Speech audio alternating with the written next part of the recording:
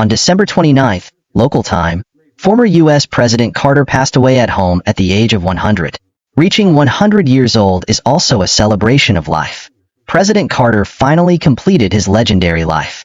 Speaking of President Carter, I believe Chinese people are the most familiar with him because during his tenure, the two great nations of China and the U.S. established diplomatic relations, thus opening a new chapter in Sino-US relations.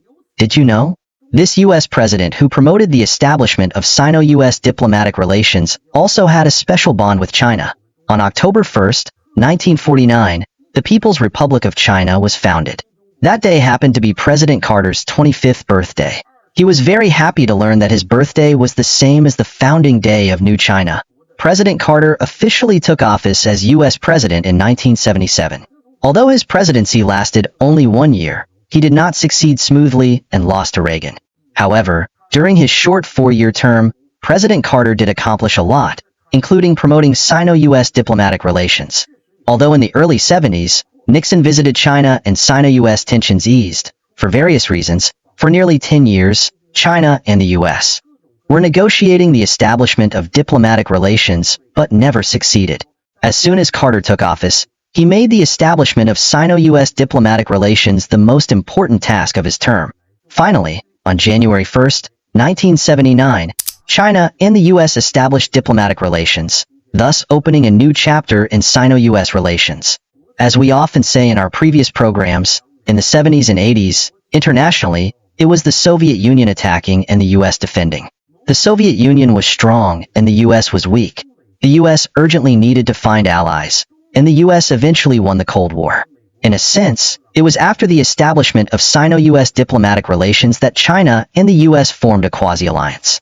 China and the U.S. joined forces, ultimately leading to the U.S. winning the Cold War and forcing the Soviet Union to disintegrate. I think this piece of history should be carefully read by today's Americans, including Trump's second term, which is about to begin. Although during the campaign, he repeatedly said he would impose tariffs on China, a few days ago, Trump suddenly changed his attitude. He said that the two great nations of China and the U.S. joining hands could solve all the problems in the world. I don't know if Musk's pro-China stance influenced him, but indeed, from the 70s to today, decades have passed. However, as long as China and the U.S. can move towards each other and join hands, it will definitely be more beneficial than harmful to the world. It will also be beneficial to the economic development of both the U.S. and China. Especially after President Carter left office, he always maintained a friendly attitude towards China. After the Wenchuan earthquake, President Carter and his wife came to Wenchuan, actively helping us with post-disaster reconstruction. This friendship, I believe, is remembered by every Chinese person. Born in 1924, President Carter passed away in 2024. He lived through an entire century. So his passing, although a loss and a regret, is also a celebration of life in our Chinese tradition.